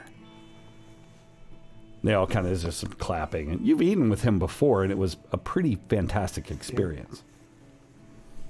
Why don't you get yourself You mean the clean? time where he tried to make us business partners on a crack rock scheme? That was We fantastic. thought he's a vampire or cannibal or both. Or both. They put you in a cell. I think you remember that dinner much differently than we do. Yeah. Ash is like wrinkling her nose when he says that, kind of like seeing if there's a way that she could maybe just like sidle out and like away from Got like a McDonald's somewhere. We're good. We're just gonna go. Dobbs will take the $20 and he'll put it in his pocket. He takes the $5 and he kind of folds it over a little bit, makes like this little like really like crappy origami out of it, and he says, "Well, Reverend," he goes, "there's one small problem." He's like, "But I'm not about owing anybody any money, and our bet was for $20." And he just kind of shoves it in his pocket and smashes his little pocket square he's probably got, just pushes it down in there all stupid and stuff. And he just kind of actually spits on the dollar a little bit, or $5 as he puts it in there. And he's like, "I like to be honest, and $20 was our bet, and $20 is what I'll take." This is why kill another one of these things. This is why Dobbs doesn't care about his bennies, because he earns extra ones that way. Well done. So he for a moment seems a little caught off guard, but about halfway through, and you're kind of patting him on the chest, he smiles. "Well, that's fair. I do like a good businessman. I'm not trying to buy you, son. You did what you needed to do. You redeemed yourself for the murder of local people." He leans in like he's trying not to let the locals hear. "For the murder of one of our townsmen. I gave you this way out. So how about this? Y'all take a couple days to relax. You look better than you smell. Let me just say that." He leans back from you. He takes his origami, puts it in his pocket. "We'll get together for dinner and celebrate your success. And then we'll talk about how I can help you with your problem. Because as I recall..." Oh, wait, you don't just have one problem. You got two, don't you? What are they called again? He leans in real close, because I haven't said it in a while. I'm going to try with a straight face. Ready? Buck and Chuck Footley. And kisses you on the earlobe and pats you on your chest with the same kind of like pat, and then just walks away. So the Asian guy there, his sort of enforcer, is watching this like, oh damn. Watch it more like you pick up that he's like, "Please don't kill my boss. Please don't kill my boss." Like, I don't want to have to fight you, kind of thing. What do you do? Can I lean in over to that guy, because he's probably keeping an eye on Ash with her arsenal. I just kind of like catch his attention. Yeah, he kind of sidles over, like watching Dobbs, like, "Oh man, keep it together, buddy. Make a cool roll," or whatever it is. He makes his way over to you though. Kind of leans in. I want to be clear about one point. So when he says relax, I can drink it again. I'm not going to get in trouble with the law for drinking anymore. Oh man, I'm watching. I don't know a smarts. You made a smarts roll. I think you win. He says, "I think what he does not see does not happen." What do you like to drink? He smiles. Tequila? You say it at the same time, and there's like this moment like tequila. And so he winks at you, and it's like he's got a plan, and then he stiffens back up right about the time that what does Dobbs realize he's smart about? You made a smarts roll and you succeeded with a 5. What's that about? I can't really say, because I thought better of my idea. Yep. Go, Mike. You thought better. This is always good, because when Dobbs has an idea, it doesn't always work out well. Yep. I'll be honest. I really thought about just chucking the Reverend off the cliff. Wait for it. When he turned around, I was just going to grab him and just kind of like... Part of me would have loved that as a GM. Like I would have absolutely. That's like, and the only thing that would have been better is if while you threw him off the cliff, if you said, "This is for Knights Black Agents, you bastards," and just, Oh, don't worry. I got plenty of fun for you guys. I know. So Mike stepped away for 2 seconds. Do we want to take a fast nature break? Is everybody good to keep going for just a little while longer? I think we got a little bit more happening. Oh, I'm good. I wanted to quickly clarify. Did we ever catch the bodyguard or like the Asian guy's name? I'm gonna say that stream. Sorry if you remember it, because there are those guys on YouTube, guys and girls, who are like, I'm not gonna watch all those fucking episodes to remember. I'm gonna say his name's Chen. That's what he's referred to. Probably a last name, you would guess. Anyway. You have a good Asian name like Ricardo. Yeah, yes, Ricardo. You don't know what his first name is. He could be from the Philippines. It's fine. Ricardo Chen. Yeah, normally I bold all the names, and I don't have anything, so I'm pretty sure we're safe. It's in Roll20, so it's And it is. official. Same. His name is Chen. Yeah. So CHEN, not CHIN. That'd be different. They call him Squint. Yes. Oh, that's horrible. God. That's so bad. What the fuck? Fired. Fired. Yes. So fired. You sure you're not drinking vodka? Yeah. All right, there's a new Byron. Okay, I'm going to take that Benny away. I can't even take. You know what's funny is once you've dealt I'm back cards, down to 3. once you've dealt cards in Roll20, you can't take them back. I have to ask you if I could steal a card. I'm like, can I please have the Benny? All right. So anyway, so we're gonna do this sort of montage of a couple of days. How would you spend a couple of days on the heels of this? Like, you're safe. You have resources at your disposal. How do you spend, say, a couple days? Nate. Nate is first and foremost going to find a hot shower and a warm bed. He would also spend some time filling his belly and trying to find himself a pair of clothes that don't look quite so dirty. Whether that means getting his clothes cleaned down at the local wash or finding himself a new duster that just makes him look a little bit more presentable. He also may hang out around the bar, not drinking, of course, but just watching and getting to know the locals. Understood. Dobbs. Couple days. What do you do with it? I'm going to eat all the maple syrup and flapjacks that the restaurant could possibly serve. My goal is to make it so they can't actually feed anyone else. And you do. There's so I'm many. just going to eat all of them. Yes.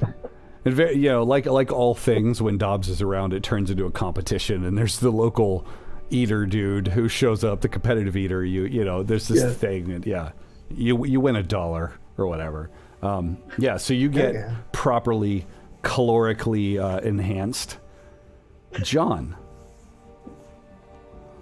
I think similar to Nate, definitely going to be freshening up in whatever way it's possible in Maggot Gap.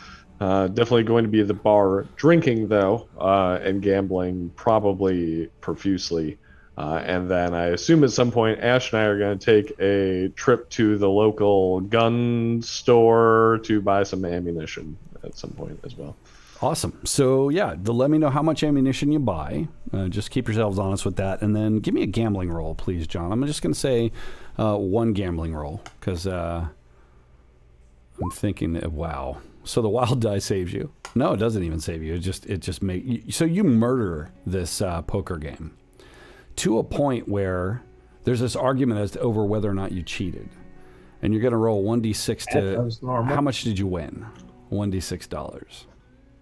I was going to say, I probably was cheating too, just to be honest. So. Exactly. So it's all out in the open there. Yeah, John was but cheating. they can't catch me. $6. John was definitely cheating. Like you have devastated someone's life. Like he has to explain how he's got to sell the farm. Well done. Well done. Makes up for that. That's so good. Ash, couple days. What do you do with it? I don't think she really cares about getting cleaned up until somebody says something to her. So first on her docket is to figure out how much money she needs to purchase a horse, because her horse, Sucker, I believe, is lost to the wind, and unlike Murph, will probably not be coming back. So that's kind of what she spends her time doing. And if she needs to put on a few shows and like shoot some stuff and, you know, collect money from the locals, she will do that. Yes. But yeah, she's got a whole $4 in her pocket right now.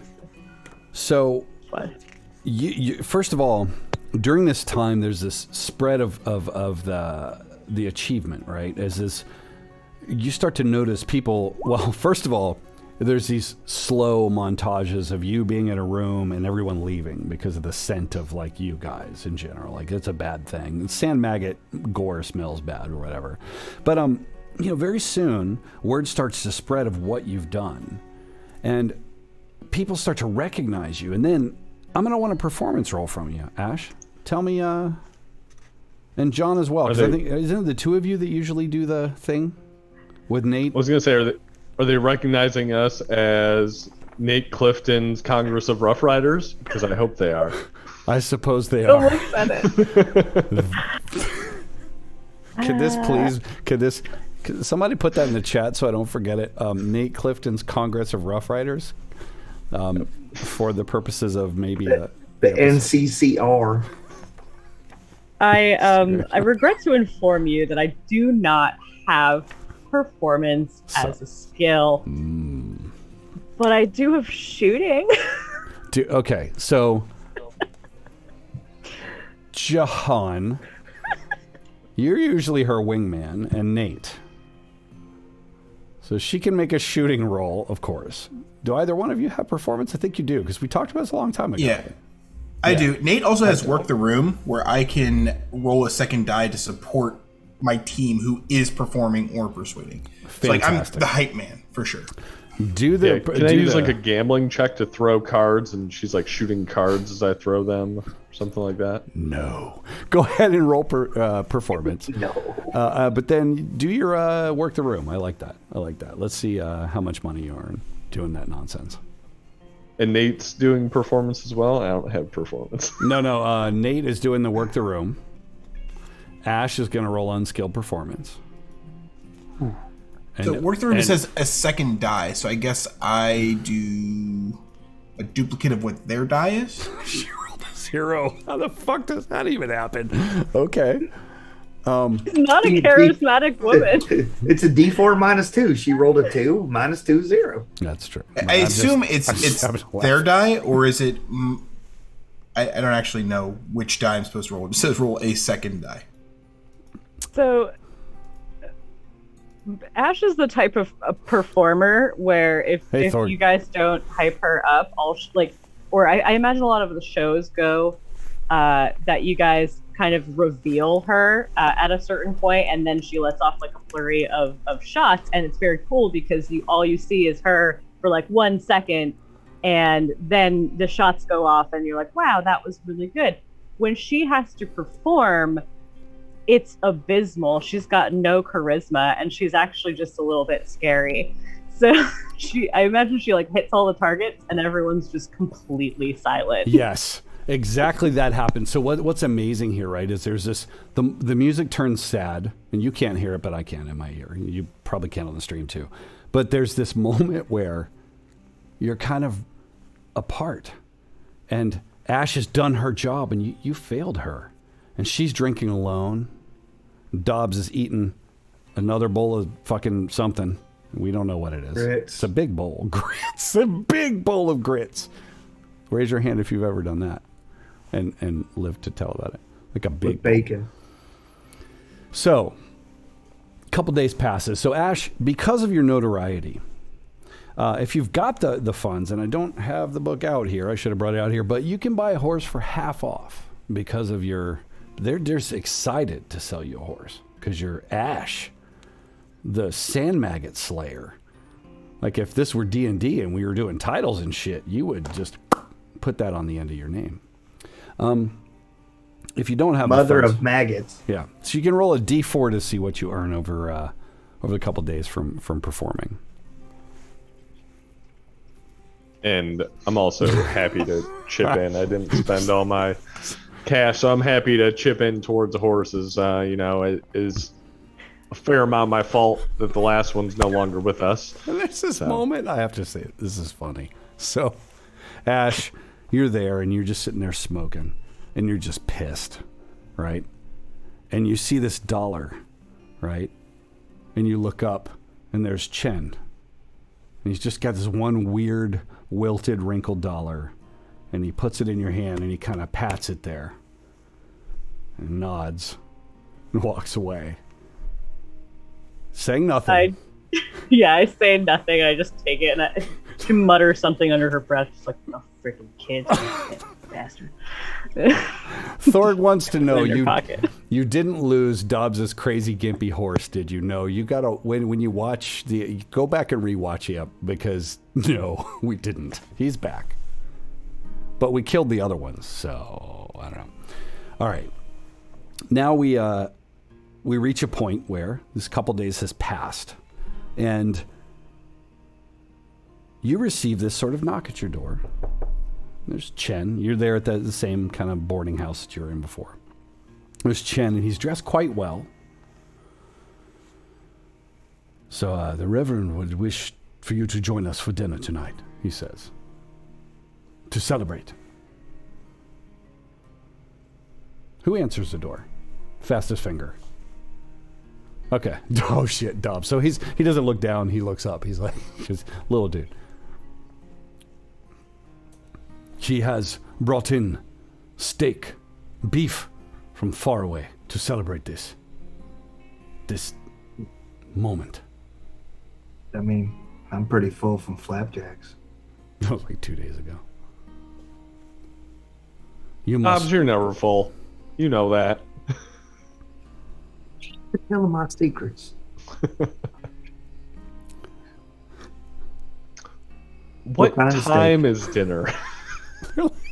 That's so perfect the way you guys, I don't know if you meant to do that, but the way I got it through Zoom, it was, he said it at the same time. He looks up and down the kind of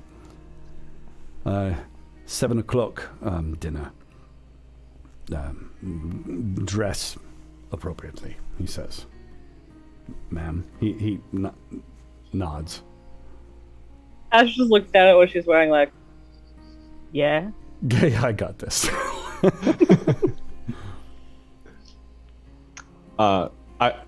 We appreciate the offer. We will be there. We will try our best to dress appropriately. He kind of all I could give you. He sort of leans a little into the door. I'll put on my Sunday best. He smiles, and then he sort of leans into the door. He says, someone give me, I won't take that one. Give me a notice. John or Ash. Because Dobbs just wants to twist his head around backwards. I like this guy. So, Ash, you're busy not looking at him and busy worrying about everything but him. But he's got a tell, and you don't know what exactly it's about. But there's an awkwardness about him. And it wasn't there when he had the dollar, and it wasn't there when he leaned in a few episodes back and said whatever he said to you. I've forgotten since because it's been like 1,000 years. But it's something different. Something's troubling him. He says, if you want help with Futleys, you come. We make deal tonight. He nods. And he glances then up at Dobbs, like, thanks for not tearing my head off, and he nods at you as well. He just kind of shakes his head and accidentally spits on his shoe. I picture Dobbs who just got like no bottom teeth or something. There's just constant saliva flowing. But yeah, so you do that, and hang on. So it's hard. Fine, you spit on his shoe. I'm not going to bother with that. So he's quick. He starts to move like he's quick, but you get the very tip of his nice boot. You notice it's a nicer boot than he's typically wearing. He looks back up at you and nods. Sorry. This kind of happens. Some things do. He turns and leaves. As soon as he closes the door behind him, I just look at the boys and I just dead serious. She just goes, "I think that boy's sweet on me." Oh, he is. Yep.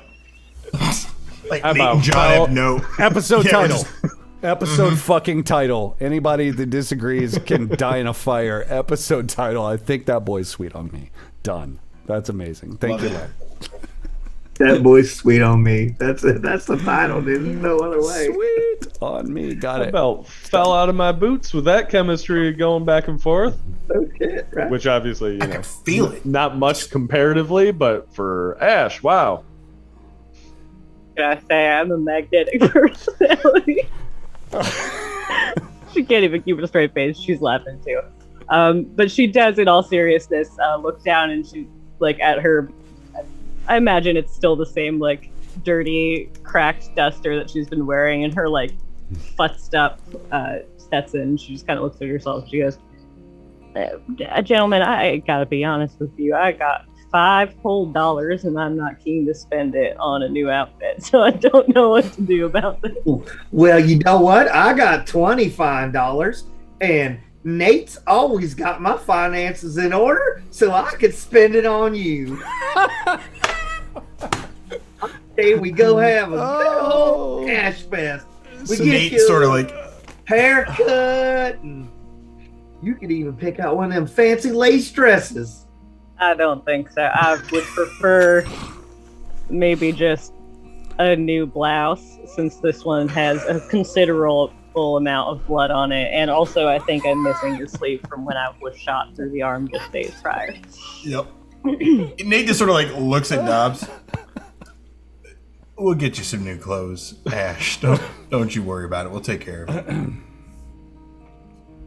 rest of her money she's definitely going to spend on ammunition, so it's fine. It's probably good for you guys, but she's so Yeah, no, we all agree. Spend your money on bullets. Keep ourselves alive. We'll buy your clothes. Don't worry. I'll just buy pancakes and stuff for you. Good. I really appreciate it. You guys keep me going, you know that. I don't tell you that enough.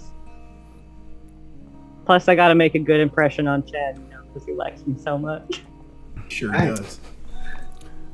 So, do you outfit Ash as sort of like fairly conservative, I would guess, because you're not getting her into some, without a bullet in your face, you're not getting into some lace nonsense. But you dress her in her Sunday best, right? And the rest of you, I mean, with that amount of money, you can afford what you want, right? That's quite a lot of money. $25. I'm gonna get her a brand new felt hat, like Nice. a good like cowboy style, whatever kind of style that I think would look really good. Not like a big ass like Oh yeah, cowboy yeah. And the hat, gallon hat. but a sharp looking one. I think that if Dobbs, like, I imagine that there's a minute where Dobbs is maybe like pulling a hat off the rack and like showing it to her, and then she just kind of shakes her head and she just taps her hat and she goes, "That's my lucky hat, Dobbs. I won't wear it to dinner, but I hang on to it." Perhaps a new ribbon or something. You want to dress it up a little? What about a flower? I said I wasn't gonna wear it to dinner. You Get put off a my flower back. in it. I don't need applause. What's your I lucky just- hat? What if something goes wrong? I'm gonna feel terrible. Something goes wrong. You don't got your lucky hat. Then all of a sudden, what's gonna happen? Well, then I'll get a sunburn on my scalp. We're all gonna die. That's for sure. Word about us having scalps if something goes wrong. I'm just impressed she hasn't shot either one of you for all these suggestions so far. We're like the older and younger brother, and I don't know which one is which, but Yeah. that's pretty much what we Hard to got say. going on. So this day plays out, and you essentially do clean up, and there's I picture there's this camera out in front of the boarding house when you walk out, and there's Nate first, and he's a little bit unsurprising because Nate is generally that guy. He walks out, and then he's followed by similarly dressed people with, I'm thinking Ash and Dobbs both looking like way uncomfortable with the level of awesome. And John like, I could have used a little more ascot. I don't know, like maybe just. Yeah. So there's this slow walk toward the Reverend's home where you've been before. It's toward evening, beautiful pastel cast of the sun going down. I mean, it's literally just painting the sky. It's a miracle you're alive, right? So you walk.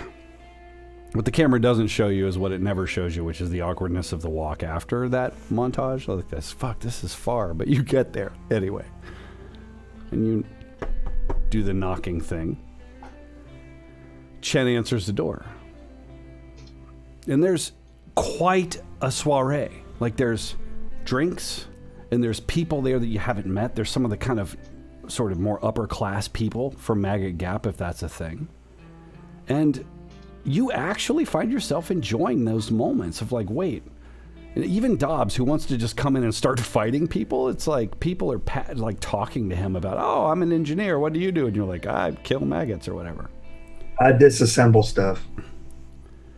So you wind up walking up this, you've not been to the back of the property, right? As you walk up this sort of staircase that's been hewn into the stone and up onto the very edge, this very scenic edge overlooking the gap. And there's this beautiful table set up there. And there's vegetation down there. And there's like a little waterfall. It's like a little weird sort of oasis almost. Similar, except not carnivorous, to the one that you saw before. And you sit down. There's courses of meals. And Ash, you're just like, whoa, this is what it's like to be rich, right? What do you guys do? So treated like that, how do you respond to that experience? I'll start with Dobbs, because he's the obvious detractor from the deliciousness that is aristocracy. I'll probably take some of the chicken and gravy and put it in the pocket of my coat. So later. This is good.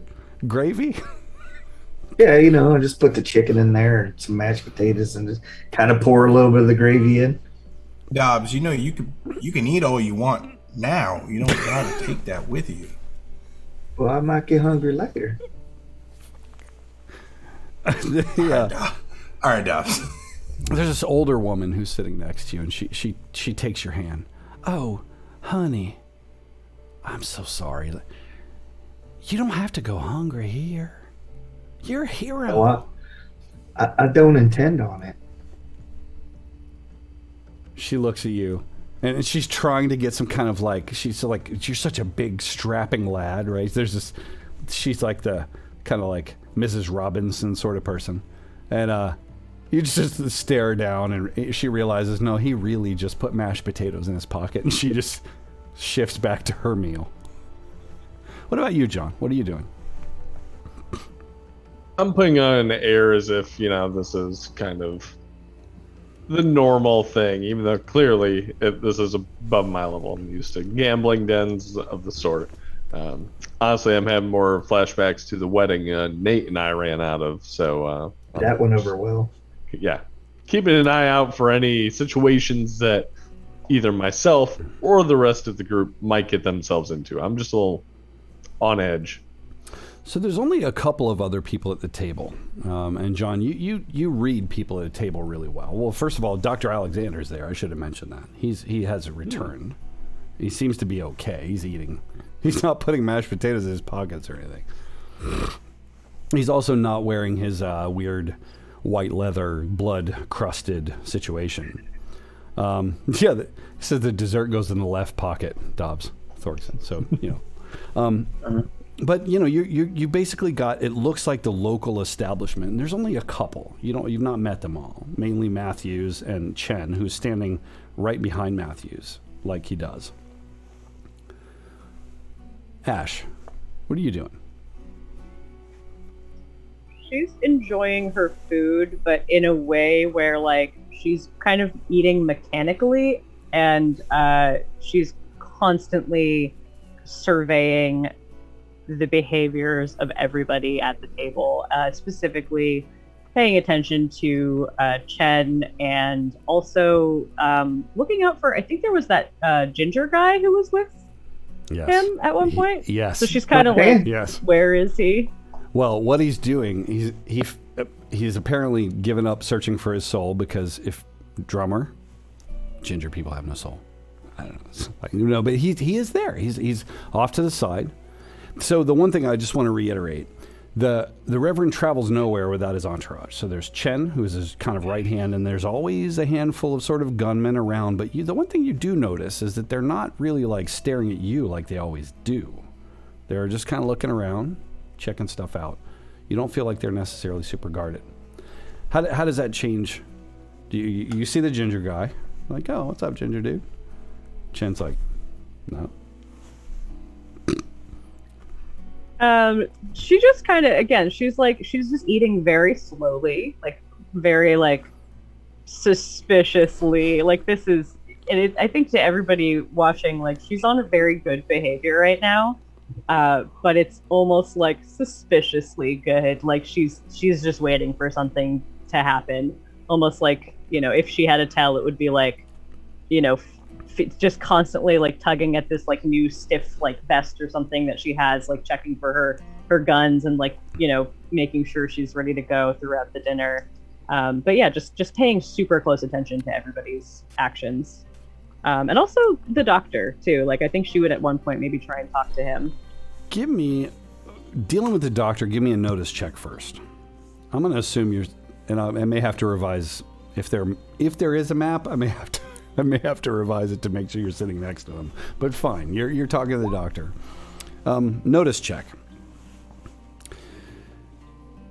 The first thing that you notice in sitting next to the doctor is that he is clearly, I mean, he's not your most verbose conversational guy, as you recall. One word, but he does seem to be anticipating something.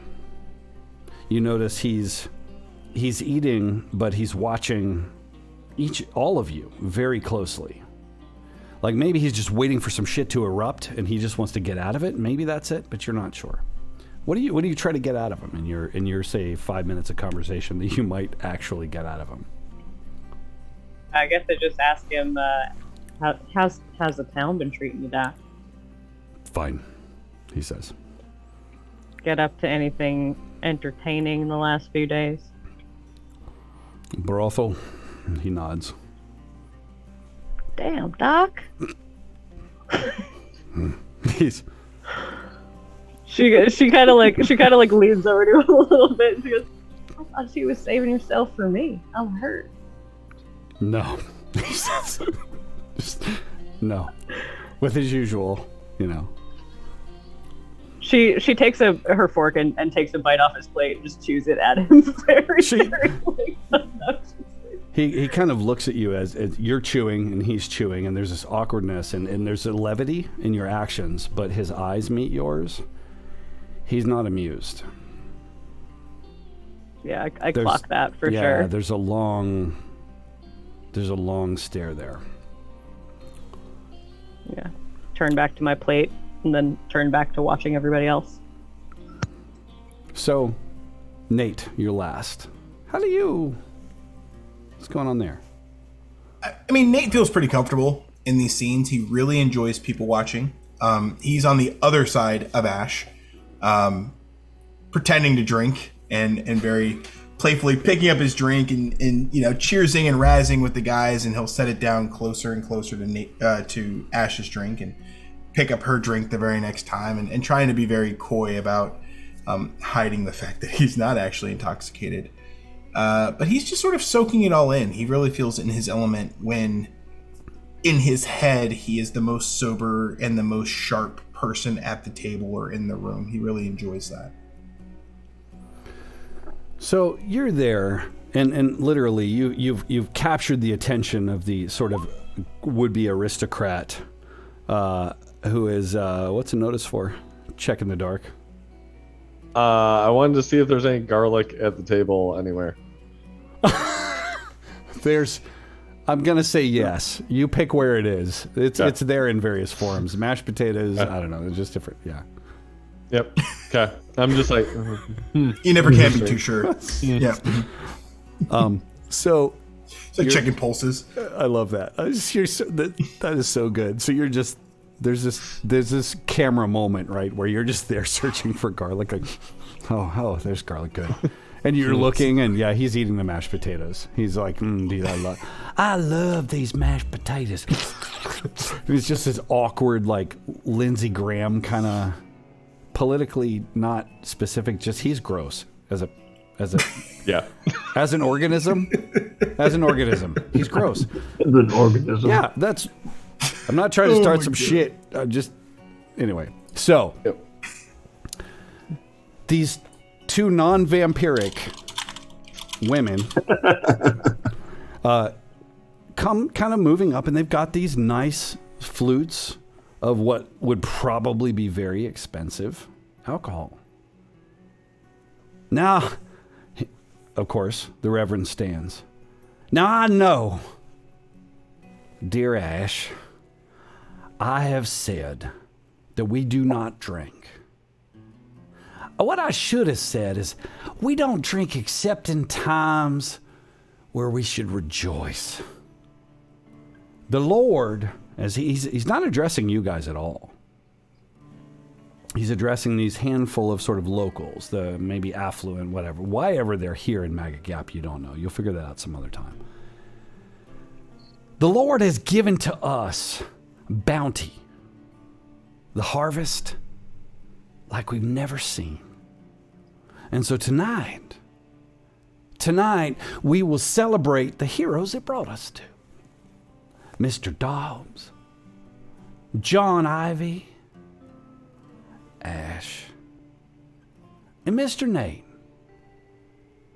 They started out as outlaws in our town, as disruptors of the love and the brotherhood that we have here, and they saw the error of their ways. We put them out to the trial, and unlike the rest, they came back. And not only did they come back, but listen to me, they brought the biggest sand maggot we've ever seen. They clap. And there's this real interest in what he has to say as the ladies are passing out glasses, as he's talking. How do you respond as the glasses pass to each of you?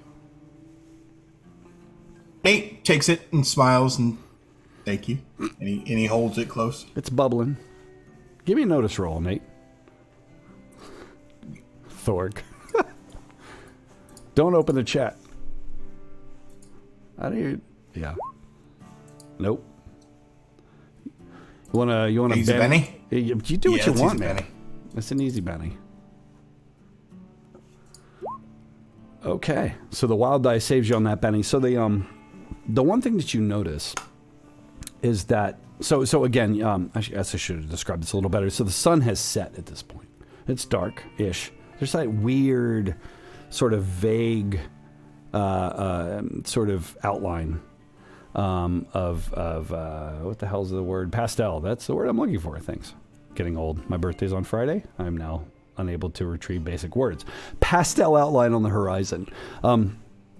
But this, whatever the fuck is in this flute, some of them seems to have a light of its own. Some don't. What about the one that Nate's holding? Roll a d6.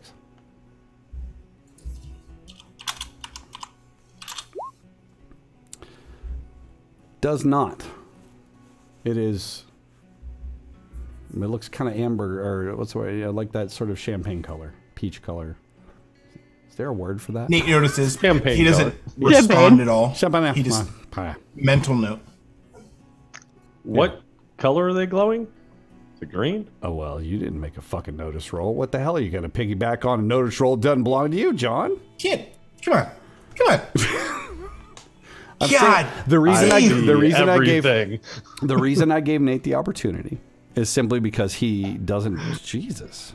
All right, fine. You rolled like all. he knows what it's made of. Like he knows the chemical composition of whatever the hell's in that glass. Oh, You can it's see the American. molecular, And the the year molecular it was makeup. bottled. You can smell the terroir. Like, That was pretty good. got it. So what I will tell you is this: you recognize you're starting to reach for one of these glowy ones. The last one of those, the lady reaches and grabs from you. And she looks at you almost like you're impolite for like trying to grab the thing. And you're like, oh, I'm sorry, kind of thing. And suddenly, because you're just a badass with rolling, I wish you would have gotten your critical failures. Micro fail. Yeah, here. But the thing is, you notice that the Reverend has one, and it's glowing. Just a little bit. The other aristocrat has one, and it's glowing just a little bit. And the way that these are being served, now you notice this, right, is fairly strategic of like a poker trick that you would play of, oh, if I turn it this way, you're going to grab one of these. Which one do you grab one, or how long do you wait? How do you react to that? If I can quickly assess, is it just us not getting the glowing ones? Mm-hmm. Can I tell that? Yep. Okay. That's what it looks like. I'm going to grab a glowing one then. So you attempted to. You were going to grab, and the last one was this contended one. Oh, okay. It's the one of the aristocrats, so a male, a female, and then the Reverend. And you're going to grab it, and there's like this moment, and she just kind of takes it and looks at you like, oh, how dare you? It's women first, right? Like ladies first. So you wind up with a non-glowing one, unfortunately. Okay. Put that in your inventory. Bling. Sorry. Can't resist. What do you do? Do you punch her in the face and snatch it from her? Well, I'll be, and I just take the non-glowing one, and I try to act disgusted that, I'm a guest and a hero in this town. She leans in and pats you on the chest, like this sort of, like aristocratic, oh, it's so funny kind of thing. It's fine, whatever. But she's got her champagne. And with that awesome notice check, I'm going to tell you, she doesn't really understand. She's just like, having a good time. Dobbs. Tray comes your way. What do you do? I really don't necessarily want to drink any of them.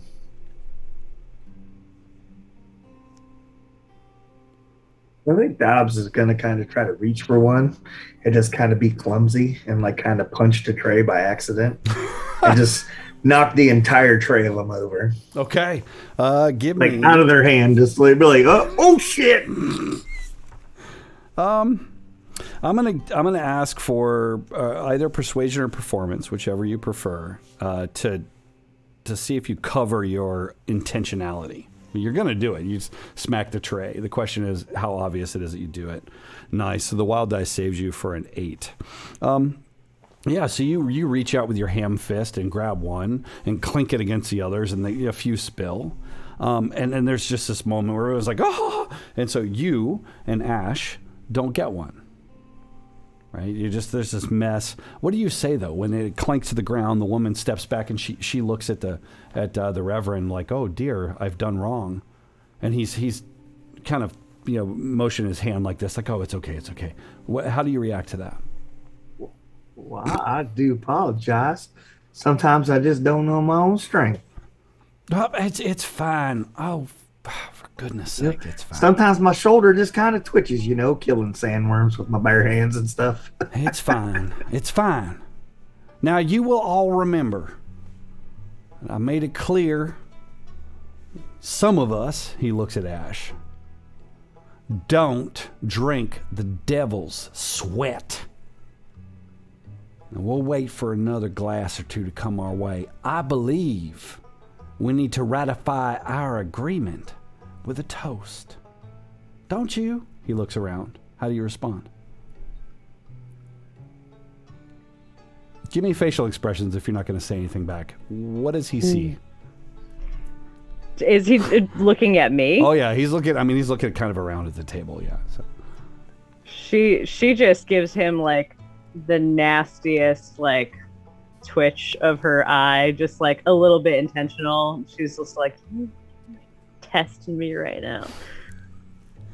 So what about Nate, John, Dobbs? What are the facial expressions? What does he see if he's surveying? If he succeeds at his notice roll, what does he see?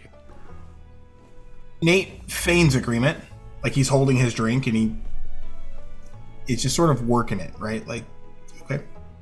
Yeah. John? I'm gonna actually speak up and Well, if you don't mind me asking, I feel like maybe you've gotten the better selection here. Mine doesn't even glow. Well, that's funny you say that, he says, and he turns it. Well, we agreed that we don't drink. We don't drink. This here's just medicine. Ash, you feel a hand on your knee. And at first, you're like, whose head do I have to chop off? And you kind of glancing down, it's the doctor's knobby, weird, long, doctory hands. I don't know what that means, but he has those. And he's doctory hands. Yeah, he's got doctory hands. He just kind of squeezes your knee twice, and then very quickly just puts his hand back, like, you know, back in his own business. Listen, he says. And right about then, the girls come back from, you know, it's just pouring glasses and put these, well, it looks like champagne or something of the sort in front of you. What I'm trying to say here is, we have reached a point where we have a bond. You've gone out and you have brought me more than I needed. I said, go out and get a sand maggot. You got the mother of sand maggots. And you don't know what that means to me. There's only one thing that I need. Just one. For I'm willing to give you everything I have. And that's a hell of a lot. He stares you down, Dobbs. And man, you feel it, like the weight of it. Do you know what that is? Do you know what I need? As he takes a big gulp of this champagne or whatever.